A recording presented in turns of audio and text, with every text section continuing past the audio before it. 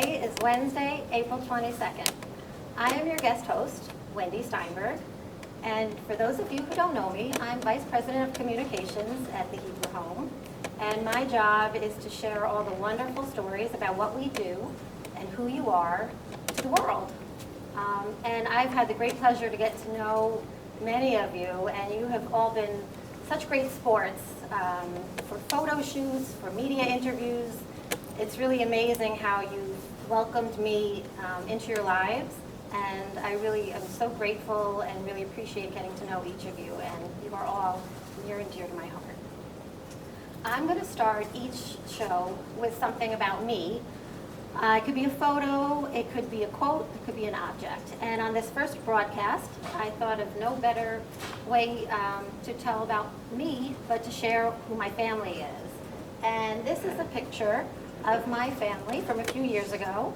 And in it, you'll see my husband, David, and my two boys, Daniel and Ben. And they are my pride and joy. They give me strength. I tell them all about you every day when I come home from work, and just wanted you to see who my family was. Today's weather is much better than yesterday. Did you hear the thunder? We heard it, that major downpour. This is a much better day. It's sunny, it's a little chilly, it's about 50 degrees as the high. So open your shades, take a look out, and soak up the sun from your rooms. Today's menu for lunch is chicken and wine sauce, broccoli spears, mashed potatoes with garlic, and for dessert we have mandarin oranges. And for dinner we have black bean soup, garden vegetable quiche, sliced carrots, and for dessert fig cookies. So we hope you enjoy your meals today. There were several interesting historical events that took place on April 22nd. In 1964, the Third World's Fair took place right here in New York City. Have any of you been to the World's Fair? Do you know that 50 million people went to the World's Fair that year? It's hard to imagine that massive amount of people at one event. In 1970, we had our first Earth Day, where people came out, 20 million people actually came out to the streets to demonstrate the importance of having a healthy planet. And this is a movement that, as you know, is still going strong today. And as we look at this day, we thought it would be fun also to check out music history. And back in 1956, there was an up-and-coming musician named Elvis Presley, and he had his Las Vegas debut.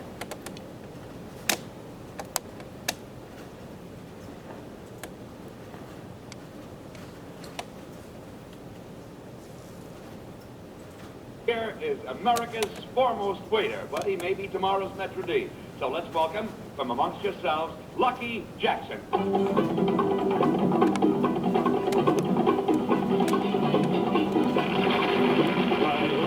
You're gonna set my soul on fire.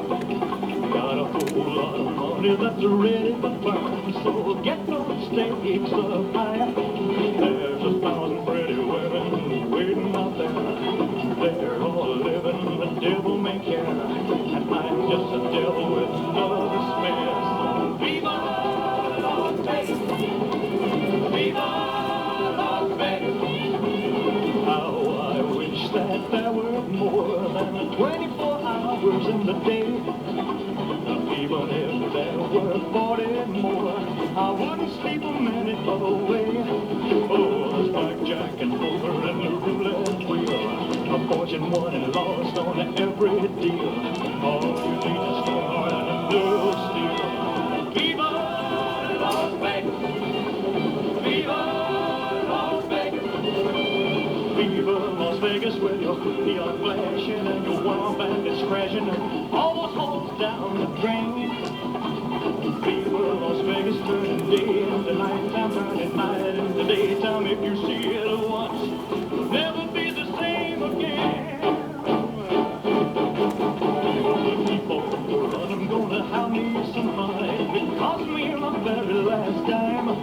If I wind up broke, well, I'll always remember that I had a swing in time. I'm gonna give it everything I've got. Lady luck, please let the dice stay hot. Let me show some of every shot.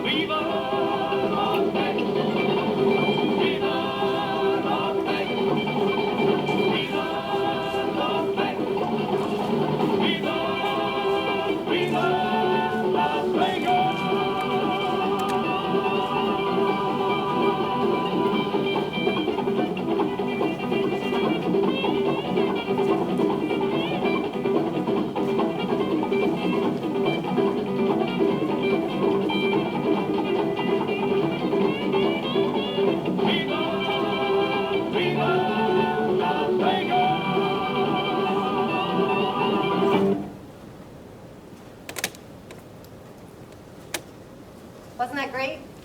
I wish you could have seen the cast and crew here because everybody was dancing away. So I hope you enjoyed that clip. We also have some celebrity birthdays today, including Jack Nicholson, who's one of my favorite actors. How about you? And Glenn Campbell, who had some really great hits. And you know who else is celebrating a birthday? Several of our Hebrew Home residents, including Anna C., Joanna P., Go Blue, Audrey S., and Joseph W. Now, one thing you need to know about me is I am really into horoscopes. I read my horoscope every day. It doesn't necessarily rule my life, but I always think it's kind of interesting to see what it says. So for today's birthday, the folks who are celebrating their birthdays, I thought you'd be interested to hear what your horoscope says for you. And here's the forecast. Your mind will be opened to new possibilities this year, and once you have a better understanding of what you can do, there will be no stopping you. It may not be true to say that there are no limits, but your limits are way beyond average. So I think that's a pretty good horoscope. So happy birthday. We wish you all the best.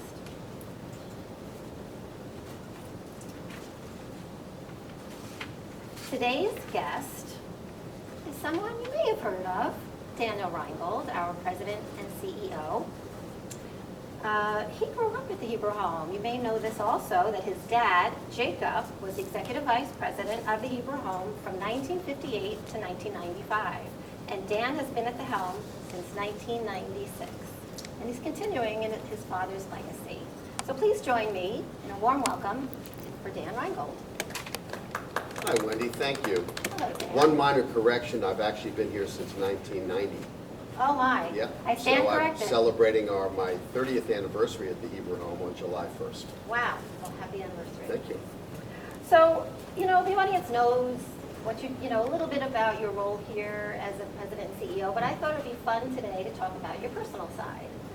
So let's talk about your childhood. I know you've told me that you feel like the Hebrew Home is your second home, that you grew up here, and we thought we could spend some time talking about that. And then we actually have some photos, if Olivia will bring them over to us, that we can use as you talk. Well, it really was a big part of my growing up. My father started here in 1958. I was about 4 years old, and he used to work 6 days a week. He would work Sundays, and Sundays it was a real treat that he would bring us with him to come to the Hebrew Home, and we would have the opportunity as a young boy to meet the residents and also to run around. And we did some things that we probably shouldn't have done, but they were a lot of fun. Like one of the things we did was we would have wheelchair races down the hill along the College of Mount St. Vincent property. Oh, wow. And we would, but we also were very tuned into the residents, and I just remember walking through what used to be the main dining room and enjoying the opportunity to meet older adults. And it really formed who I am today. It became a part of my passion for being with older adults and enjoying the work that I do. And I know you bring a lot of your kids here, and you're continuing that legacy onto your own family. Well, my kids aren't kids anymore, but they've actually selected careers that kind of model it. My eldest is working in Congress, but doing a lot of work around healthcare. And my middle one, Rachel, is in medical school and has worked in a nursing home as well. And my youngest, Rebecca, is working in the media, but focusing a lot on stories about older adults and healthcare. You must be very proud. Let's talk about how you spend your free time. Well, these days there's not a lot of free time, but when I have had free time in the past, one of the things that I really enjoy doing more than almost anything is riding a bicycle. And it gives me the opportunity to be outdoors. You can't text or be on a cell phone. You have fresh air and you're getting exercise. It reminds me, even at my ripe old age, of being 10 years old again and having the freedom that I remember having the first time I got a bicycle and I could be on my own. And today it's a little different because I'm on my own because I can't be connected to a cell phone or a text. So I just get to ride, and I've had some wonderful excursions over the years in Asia, in Europe, in New Zealand even. And it's a wonderful way to visit a country because you're not walking, which is a little slow. You're not on a bus, which is a little bit removed. but you're covering a lot of ground and seeing the beauty of the country. Yeah, I know you've really traveled to some amazing parts of the globe. Do you have a favorite place that you've been to? Without a doubt, my favorite is Sydney, Australia. Sydney, Australia is a beautiful, beautiful city. I like to say that it has all of the civility of England with none of the stuffiness. People are friendly, the food is worldly and delicious, the views are extraordinary. On one side is the Sydney Harbor and on the other side is the sea, and it is just a glorious, wonderful city. And there's a very strong Jewish community. It's a city that's very diverse and welcoming, and I love it. I remember being there and thinking if I had to pick another city to live in, it would be Sydney. Well, and I've been to some great places. That's definitely on my list to visit. How many of you have ever been to Australia? Sounds like an amazing place to visit. Wonderful. Before you go today, we thought maybe you could just share with us some of the pictures that you brought and just tell us a little bit about them. Sure. Well, you talked about April 22nd, 1964 being the day of the World's Fair. Right. And actually that same year, a little boy named Daniel Reingold was here at the Hebrew Home reciting the 4 questions at Passover.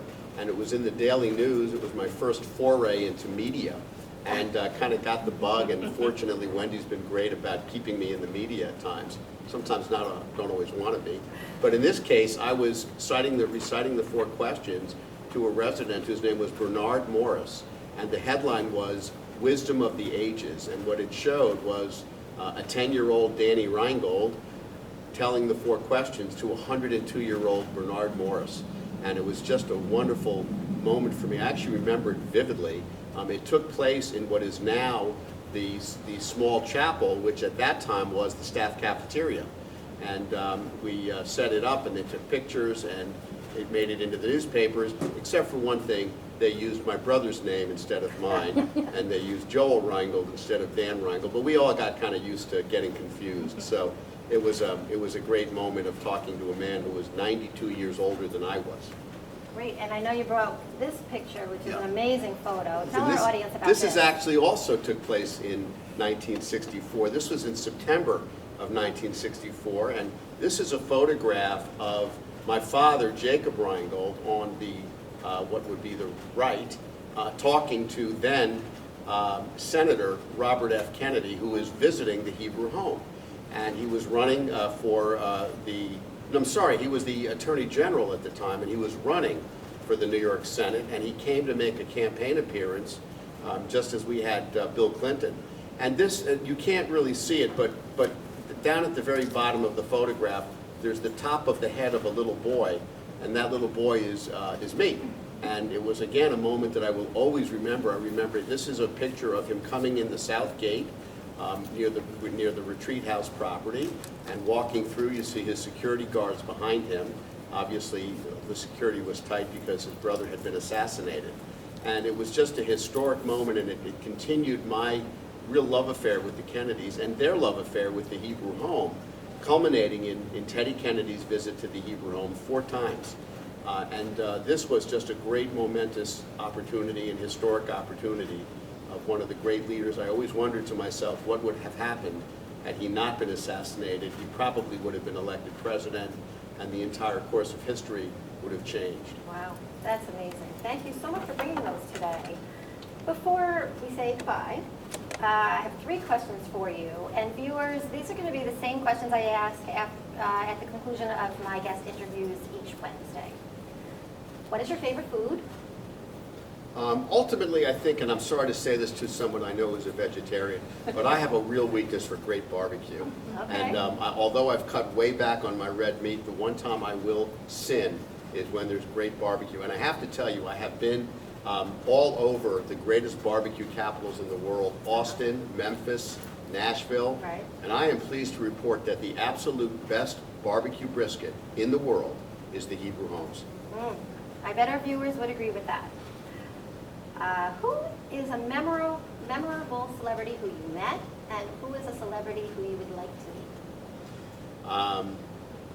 to meet? I've met celebrities of all kinds, well, that's a tough one. You've met many, I know that. I've met many. I think the one that was the most powerful for me was Abba Eben. Abba Eben came here to the Hebrew home because we had the privilege of taking care of his sister. And he came and we had a chance to talk, and I remember him when he was the United States representative, he was the Israeli representative to the United Nations during the Six-Day War, and he was a fixture on television. And to then actually meet him, and I've met presidents, and I've met kings, I've met celebrities, but Abba Eben was probably the most impressive person I had met because of his historic significance in the Middle East. Who would you like to meet? I'd like to meet Stevie Wonder. I almost met Stevie Wonder, but got stuck in Nashville, Tennessee during an opportunity when I could have met him. A few of my colleagues here at the Hebrew home did meet him, but I've been a big Stevie Wonder fan since he first came out with Fingertips in 1962. And one other little known fact about me in terms of 1963, and I was one of the people dancing off stage. In 1963, when I was in 3rd grade, we had a twist contest because Chubby Checkers and the Twist was the #1 hit. And your Danny Reingold won the twist contest in 3rd grade, and I've been dancing ever since. And then for our senior prom in high school, guess who our artist was? Chubby Checkers. Oh, wow. And I had the chance to tell him that story, and we had a really good laugh, but that was a lot of fun. All right, to our viewers, has anybody ever met Chubby Checkers? Are you a fan? You'll have to let us know. Next question. What's your lucky number? My lucky number is 7, but I've begun to revise it to 22. For some reason, 22 has become a lucky number for me, and actually it's fortuitous that today is the 22nd. I will also tell you that today is a momentous day because 30 years ago exactly to this day, when it was Earth Day on a Sunday, I had the opportunity to bring my then 6-month-old eldest daughter, Sarah, to meet the Rebbe, Menachem Schneerson. And we met him on Sunday, April 22nd, 1990. And it was one of the most incredible, I would say that might be up there with Abba Eben to meet the Rebbe, when the man in front of me told him all about all the mitzvahs he was doing and what else should he do, the Rebbe just paused and said, do more mitzvahs. And it was a great message. Words to live by. Okay, last question for you, Dan. If you were not a human, what animal would you be? Well, I think I'd probably be a porpoise. I love porpoises. Porpoises are mammals. They are playful. They swim. They're friendly. They're helpful. They've been known to help humankind in ways that can't even be imagined. And I think if I could come back as something else, it would be a porpoise. Okay. Thank you so much for spending time with us today. It was a pleasure to chat with you. Thank you so much. God bless everyone. And now let's turn to our feel-good news of the day. How many of you are cat lovers?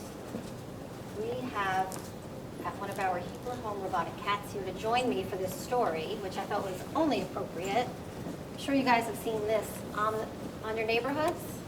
They are so cute, right? Cats have a reputation for being aloof and independent, as you probably know. But this study was of domestic cats responding to caregivers, and it suggests that their socio-cognitive abilities and the depth of their human attachments have been underestimated. The findings reported in the journal Current Biology on September 23rd might have been the first to show that much like children and dogs, pet cats form secure bonds with their human caretakers. The findings suggest that this bonding ability across the species must be explained by traits that aren't specific to canines. During the test, an adult cat or kitten spent 2 minutes listening for it to purr in a novel room with their caregiver, followed by 2 minutes alone. Then they had a 2-minute reunion, and the cat's response to seeing their owners again were classified into attachment. The results show that cats bond in a way that's surprisingly similar to infants and in humans. They showed that 65% of the cats and the kittens had a secure bond with people. Now, I know this is not news to those cat lovers. I actually have 3 cats, and on a future broadcast, I will bring in photos of them. I have Wilson and Lily and Minnie Boo Boo. So that's a wrap for today's edition of Good Morning Hebrew Home. I had so much fun. But don't turn the channel, because we have Bible study with Rabbi Noah at 11, and after lunch at 1:30 we have Deborah, who's going to be here for fitness, and at 2:30 you can catch Peter for On a Musical Note. And if you want to see this all over again, you can tune in again at 6:30 for the rebroadcast. For all of us at Good Morning Hebrew Home, thank you so much for tuning in. This was such fun. Check us out tomorrow, same time, same channel. Thank you for sharing some of your day with me. See ya.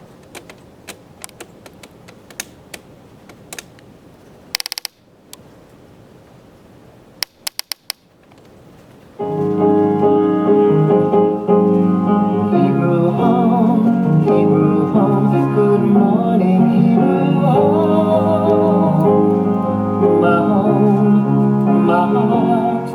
My heart is where the Hebrew home is. For where the heart is, that's where you find the Hebrew home. Hebrew home,